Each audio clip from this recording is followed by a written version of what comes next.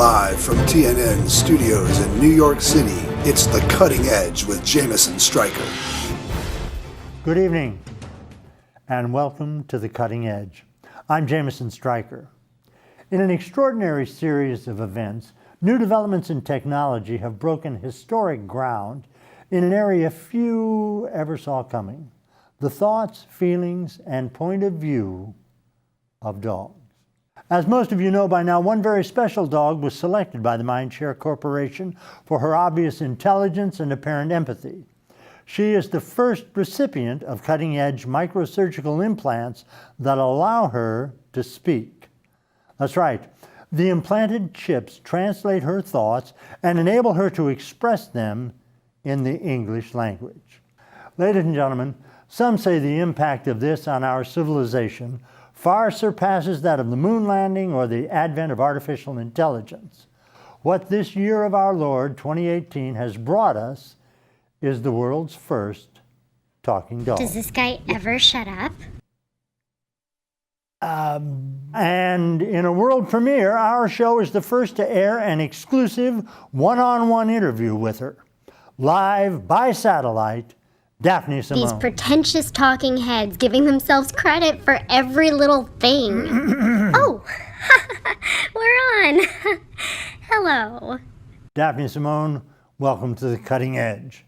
Thank you. It's a pleasure to be with you. Forgive my, canine humor. We like to tease. Now, please, I understand. My mini schnauzer, the mooch, likes to tug at my pajamas when I'm sleeping. Such a prankster. Now... No, that's because he's hungry. Either that or he hates his name. I don't think that's... Probably both. But we're digressing. You don't have a lot of time, and... Wow, you almost sound like my producer. And we have far more important things to right, talk yes, about. Of course.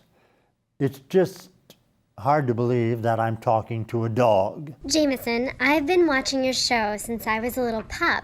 You have watched my show? Of course. First of all, you're on 5 times a day, and my family always leaves the TV on for me when they go out to dinner, usually tuned to your network. They thought it would put me to sleep, but actually, I learned everything from watching you. It must be quite a shock to our viewers to learn that our household pets are watching cable news and can understand it. But what I could never understand is why you give 90% of your coverage to the endless political soap opera happening in Washington and 10% or less to the biggest global crises like Syria that we should all be aware of. Now hold on a minute. We do cover global crises, but it needs to be a balance. Ratings are what keep the lights on, and people love a juicy story. Then teach people what to care about. The issues facing our world today have never been so dire. People are suffering, yet none of you humans talk about it much. It makes no sense to me. Okay, then what can you shed for us, forgive the pun, from your dog's perspective on what humans could be doing differently? When the chip was first implanted in my brain by the Mindshare scientists, I looked up from the operating table and saw my family standing over me, looking so concerned. So I opened my mouth and said, "Hi, Mom and Dad. Hi, Simon and Sydney. I love you all so much." When my mom, Jennifer, heard me speak, she fell to her knees beside me crying, saying, "Thank God for this miracle. What a blessing." You see, she was happy that I now had the power of human speech, but more importantly, she was so grateful to know that I was safe. And I realized in that moment, the love we feel for each other is all you humans need to truly thrive. Amazing. And was your father, Avril, also grateful that you came out of the surgery okay? Yes, but I think he was also relieved that the surgery was covered by pet insurance. Okay. So what lessons did this deep love you feel for your family teach you about how we can solve our many human problems? It's a spiritual kind of thing. We love our owners so much, you can do no wrong. We're endlessly forgiving. My parents will occasionally yell at me or yank too hard on the leash or not let me up on the bed. And yet I will never stop loving, caring for, and protecting them. We dogs are in this perpetual zen-like state of love. When you leave your dog alone for long periods, he misses you terribly, but does he hold a grudge? The mooch? Never. Exactly. His love for you forms the very foundation of his being. Scratch his belly for 4 seconds and he's yours forever. Imagine if all you humans treated each other that way. I see.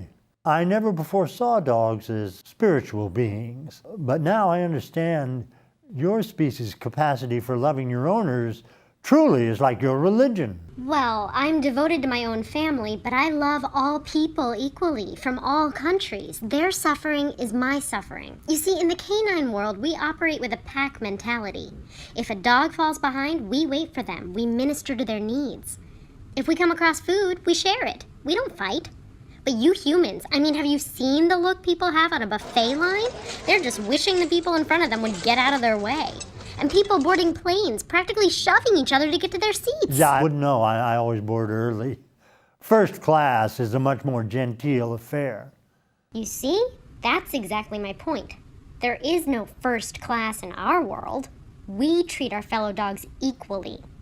Some of you humans accumulate more money than you can ever spend, and yet if you shared a fraction of it, you could end world hunger.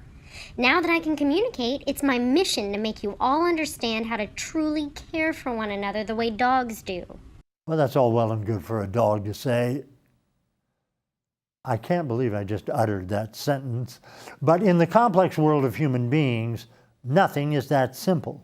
But it is. It's as simple as one word: empathy.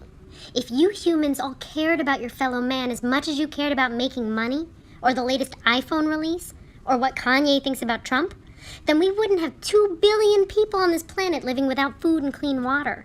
We wouldn't allow these genocides to just go on endlessly. We wouldn't have humans killing each other in the name of religion. It's a powerful message, but can a dog really offer specific solutions beyond chasing flies and playing with rubber balls? Take our so-called enemies like Iran, Yemen, North Korea. North Korea has just made it clear that they want an end to sanctions. Millions of their people don't have enough food to eat. In Venezuela, 1/4 of their children are dying of starvation. 1/4! Don't you think that if the people of those countries had enough food to eat, they might be in a less warmongering mood? But the media only talks of economic sanctions like they're a good thing. Sanctions strengthen dictators. They tell their people that their suffering is our fault, and to a big extent it is. Wouldn't lifting sanctions simply be appeasement? No, we can dislike dictators, but no one seems to think about the people they lead. It's called empathy, something you as a species don't have enough of. And it needs to be applied to any humanitarian crisis, whether in an enemy state or right here at home. Daphne Simone, you have made us aware of your novel ideas for solving our global, our national, our human problems. Ideas that could only come from the mind of a dog due to your species' genetic disposition toward empathy, which we humans appear to be sorely lacking. And now let's take a short break for an equally important message from our sponsor, Activia Yogurt. Smooth and creamy, it starts inside. I'm not done. It's not just about empathy. We also need a sense of outrage. A global moral outrage at all the injustices, the wars, the poverty and hunger. You humans must demand change. I'd like to put your audience to a vote right here, right now, on my new website. Click on the link below. Let's see what all you humans really think. Who believes we need to become more caring as a society for those living with no security, no voice, no representation? Vote yes if you want to show your global moral outrage at any human life lost anywhere. Vote no if you prefer to remain complacent, complicit, and unaware. Because if that's the case, I may just have to mobilize all my fellow animals to rise up, to save you humans from yourselves. Okay, you heard her. Join us after the break to see the results of Daphne Simone's online poll, gauging how strong your moral outrage is. And Daphne Simone, I hope you will continue to share more tips with us on how a dog's empathy can transform all our human interactions. Absolutely. Next time, I will show you how empathy is the key to romance, with some doggy secrets thrown in, like how to sniff out the right boys. We believe French kissing on the first date is totally fine. I'll even make out with strangers in the street if I like them. I will also show you how empathy is the key to starting and growing a successful business. Did you know that social entrepreneurship is the best way out for the 2 billion people on the planet living in extreme poverty? We'll discuss that too. My goodness, Daphne Simone, you are simply amazing, and so charming to boot. Next time you come on, I will make sure to have treats for you. Treats? Don't be so condescending. But I wouldn't mind some hors d'oeuvres. Of course, forgive me. And please, Daphne Simone, do come on again, won't you?